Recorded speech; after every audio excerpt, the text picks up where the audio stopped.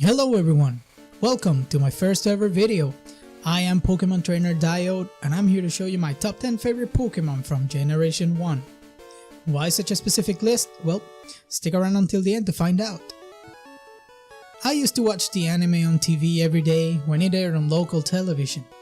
I was hooked from the beginning, and when the game came out, I wanted it. Bad. I wanted to experience Kanto, the journey Ash had, to catch and train Pokemon, to make my way to the league and become the champion. Also, I wanted Yellow because I had no idea Red and Blue existed before, so yeah, Yellow it was. Now, this list is not based on those first Pokemon I used way back when. I don't think I even remember what I used, but I bet it was the standard starters, birds, miscellaneous team, like most kids at the time. It's actually a mixture of nostalgia, usage in-game, and surprisingly, some of them became my favorites through our interactions in Pokemon Go. I will try to include at most one legendary on the list. I know most people usually leave them out, but hey, if you like them, you like them.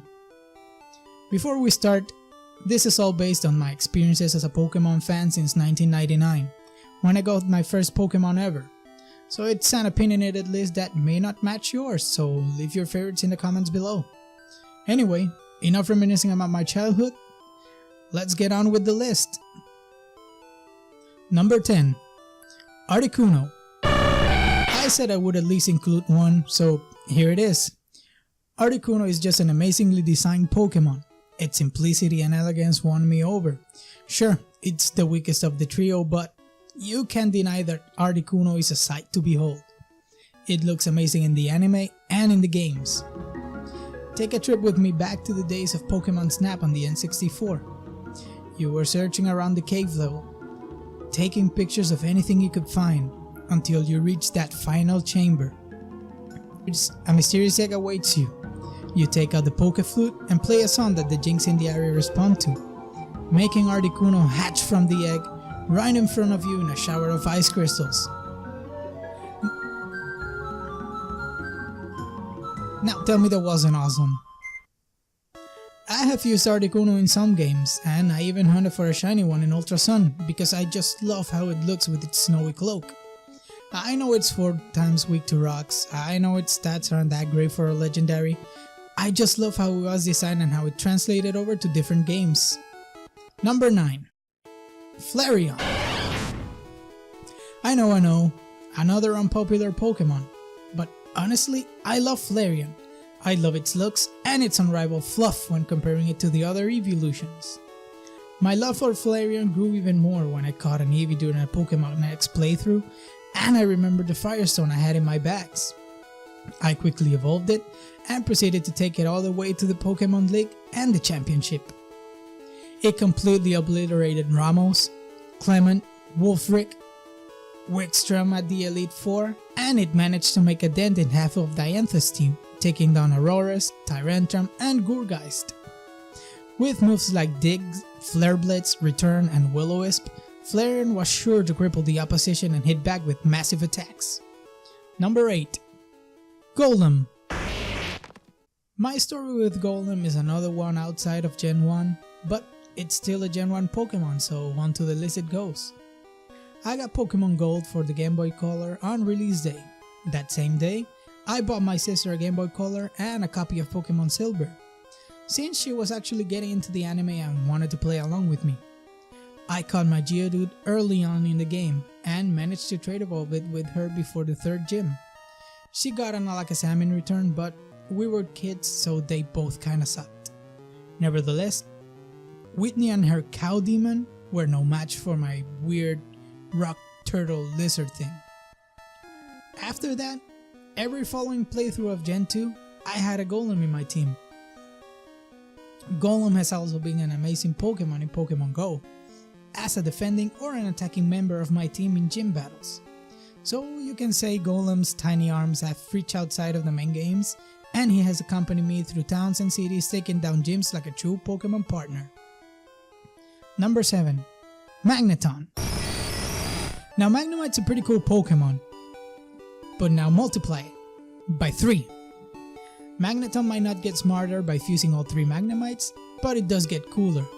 It also gets the Steel type as of Generation 2, making it even weaker against ground type attacks and adding a weakness to fire and fighting. But hey, who brings a magnet to a fiery fist fight? Another cool thing is that Magneton can take advantage of the Eviolite, an item that increases your Pokemon defenses if they can still evolve.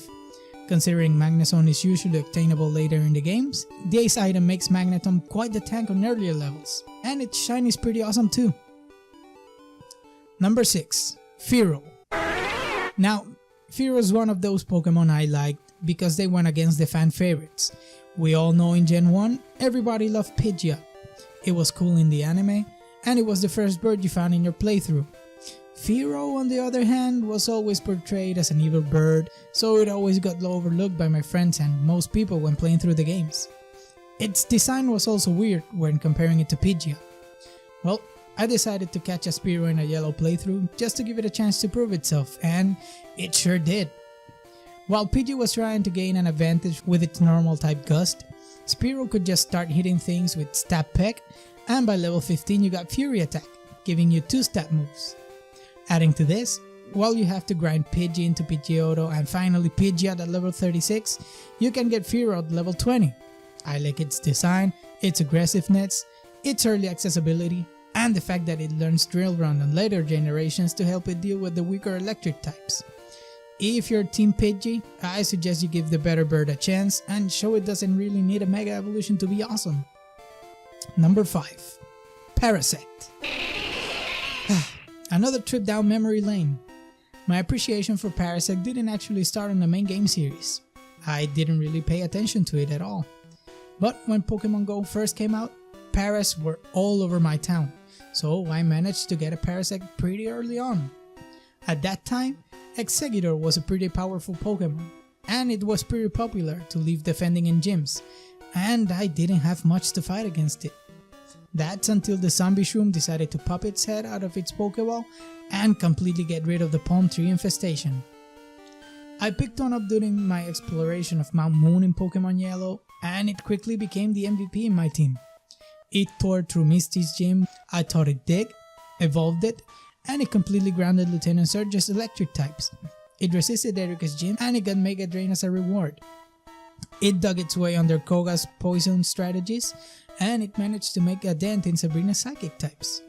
Its resilience and coverage completely surprised me, and for that, Parasect now holds a special place in my heart. Number 4. Rhydon. It's common knowledge and a very well shared opinion that Rhydon just embodies a perfect Pokemon design. It looks like a monster that can also fit into your pocket. It's the second rock ground on the list, but it's here for a good reason. As stated above, its design is amazing and it's also really powerful. I hunted for one during a Pokemon Yellow playthrough and trained it up with a lot of patience and then just slapped some TMs on it. I had a lean, mean wrecking ball of a Pokemon. It's also really good in Pokemon Go. Its moveset is generally great and it can take some hits to bring down. I really don't have much to say about Rhydon in games. I've used it very few times, but the ones I did were amazing. The design is amazing and it's a powerhouse. I guess it's just one of those Pokemon you just really like. Number 3. Blastoise. You know what's cool? Turtles. You know what's cooler? Cannons. You know what's even cooler? Turtles with cannons. Number 3 is Blastoise. Blastoise is one of those starters that almost everyone likes. Some because of the games, some others because of the Squirtle Squad in the anime. Regardless of reason, Blastoise is a greatly designed powerhouse. You get it early on in Yellow and as a starter choice in Red and Blue. It's a great all-around Pokemon for any playthrough of first gen. It can learn some key TMs and HMs that allow you to progress through the games while still packing a lot of power. You can teach it Surf, Ice Beam, Strength, or any move you need really. It can deal early on with most trainers and late game in the 7th and 8th gyms, and of course the Elite Four. I don't remember what Pokemon I had on my first ever Yellow team, but I'm pretty sure Blastoise was in it. Also, its Mega has even bigger cannons. Hashtag hand cannons. Number 2. Nidoking. You may notice a bit of a pattern when it comes to choosing my favorite Pokemon. I usually like big, bulky Pokemon that can also dish out damage when needed. Nidoking is one of those early access benefits you can get in the games without having to fork over extra cash like most games nowadays. You can get one as soon as you go through Mount Moon and evolve your Nidoran male into Nidorino at level 16. Now imagine having a fully evolved Pokemon before level 20 that isn't a bug type. You can bet I had one in my team, and it did wonders throughout the whole game. It was an unstoppable beast with amazing coverage, great stats, and complete disregard for my opponent's Pokemon safety. Now for some quick honorable mentions. Beedrill. It's cool, it's awesome, it's not butterfree. It's basically the same story as with Fearow. Also, its Mega is just right. Raticate. For some, the disposable first route rodent. For me, a freaking rat that can cut your HP in half with one move, can shoot thunderbolts, and basically do whatever it wants. Wigglytuff. It's big, it's hairy, it's pink, and it's really cute. Kabutops. I mean, come on. Everybody loves Kabutops. It's cool. Poliwrath. I really like its design, and it's the only water fighting type in the game, because we all know Keldeo just doesn't exist.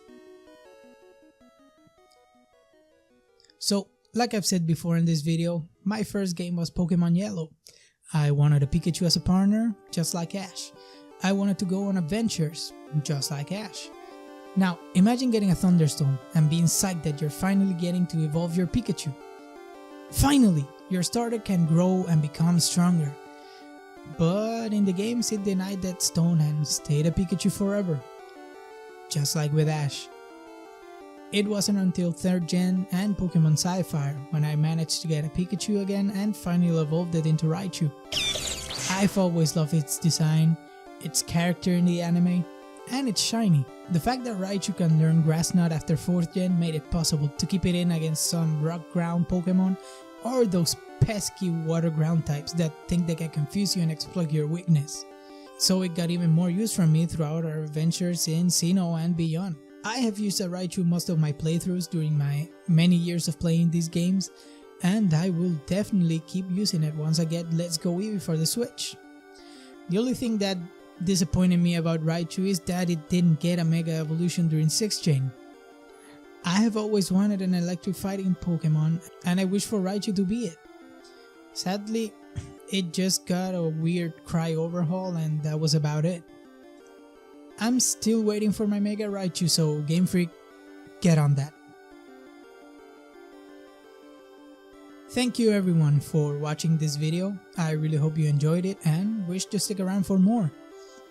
I decided to make this list as my first video because I've always wanted to get into YouTube as a hobby for quite a while, and it would help me learn about video, image and sound editing, and it will help me get better at spoken English. So why 1st gen? Well, I'm actually planning on starting a Generations Let's Play on this channel. That means playing from Gen 1 through 7 on a Nuzlocke format, since I've never done that before and it's been a while since I've played the games. If this is something you would like to watch, please consider subscribing. See you guys on the next video.